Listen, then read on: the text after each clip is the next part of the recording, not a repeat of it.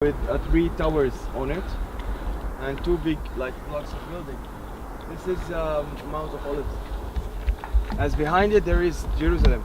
Now here from this side, well, been in Jerusalem, you saw the green lands and everything look more fertile, more green, more water. On the other hand, outside of the Mount of Olives, you see what we see here. It's dry. And this is the Judea desert. And we are exactly at the border point of the Judea desert and the Judea mountains. You can see the Judea mountains and here. The hazy mountains we see right there are the mountains of Jordan. Now between the low hills and the hazy mountains you can see there is a body of water right there. This is the Dead Sea, meaning that is the Rift Valley. And from here you control the road coming from Jerusalem to the Rift Valley to the south. So it's a very strategic place We can to see. have the road going through. Also, why this place was picked is actually because of the other hill, which is on that side down below us. Wait, don't worry about me. So we Okay, had wait. 2 hills that are the same height almost. And Herod said, cut this one, put this one on top of the right side hill, and now I can support it. And it happened. But it happened, and I want you to imagine if Mount of Olives was there, and people were watching. People saw that the greatness in Herod cutting the mountain and moving half of the mountain, the upper side of the mountain to the side, so that he will build his own Herodion, his own fortress, his own tomb. If you remember Jesus when he was on top of Mount of Olives, he was teaching.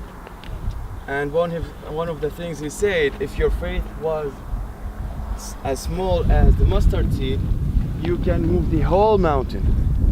Now when he said that, he was a master of illustration.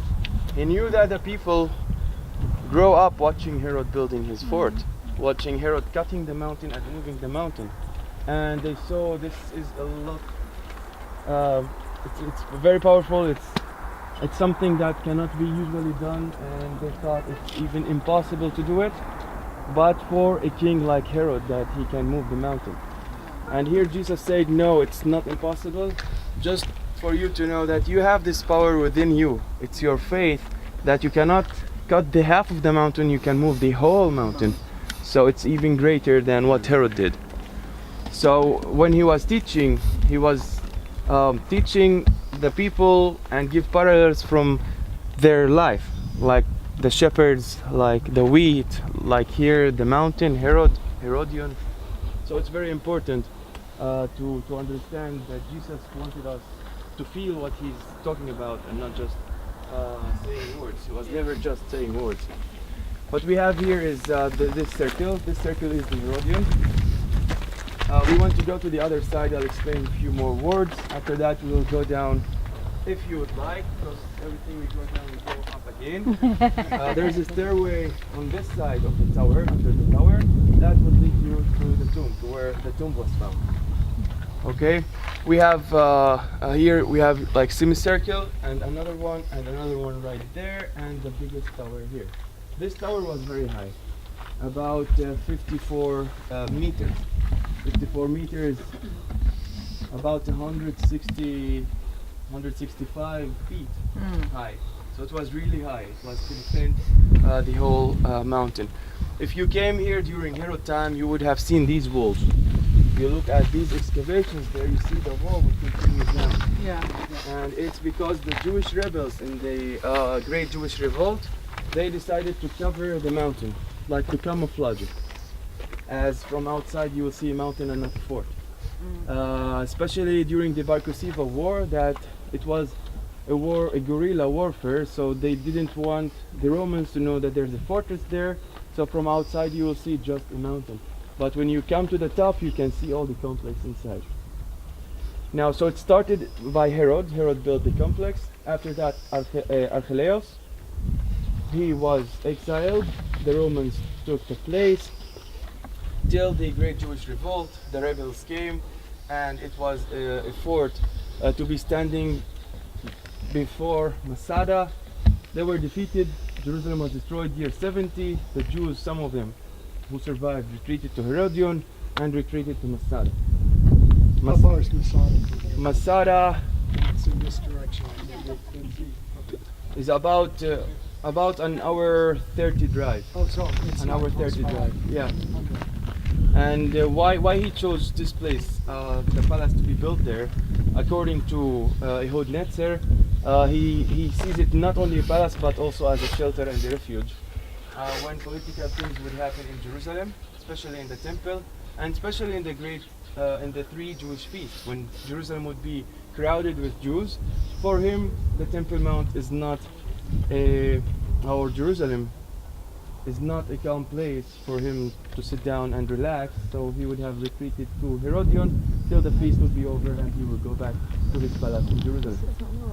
And he was paranoid because of That's an yeah, understatement. right. Because of all the problems he had, especially with the Jews, especially with the Jewish traditions. As Herod was not anointed king, he was appointed by the Romans, so he is not seen and not respected to be the Jewish king. The Jews did not respect him, and we saw that. And he knew that. Yeah. As the day he died, there was a demand for the soldiers to go and kill all the males in the kingdom, as it would be a really sorrowful day. But for some reason, the generals did not do it to act. It did not make it like in action and kill, because they want the people to cry on his death, but he knew that they will not. More likely they would be happy, and he wants the day he will die to be a sorrowful day, so that was the demand.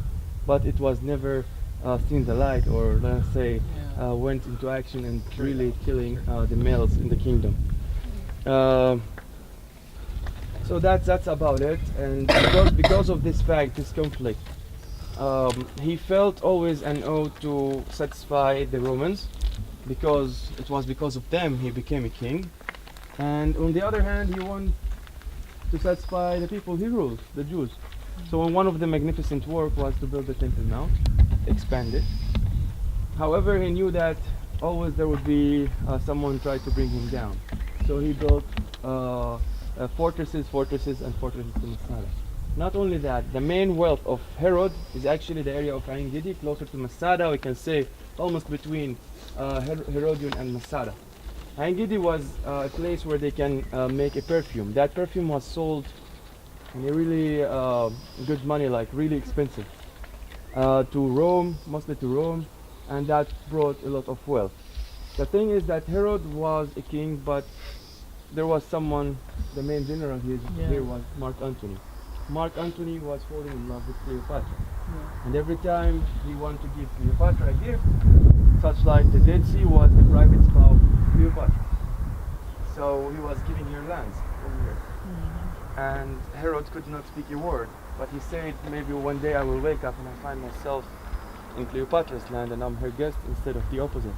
So he said, okay, and if this happens, I'll have fortress here, fortress there, and I will really fight for this land. So this is why one of the reasons why he have these fortresses that are so close together. It's like retreating till the last stand, which is Masada, which was really fortified. And we can see the Romans had really hard time. And they were 10,000 against 953 people. They took them about 4 years to conquer Masada. Now we want to go there.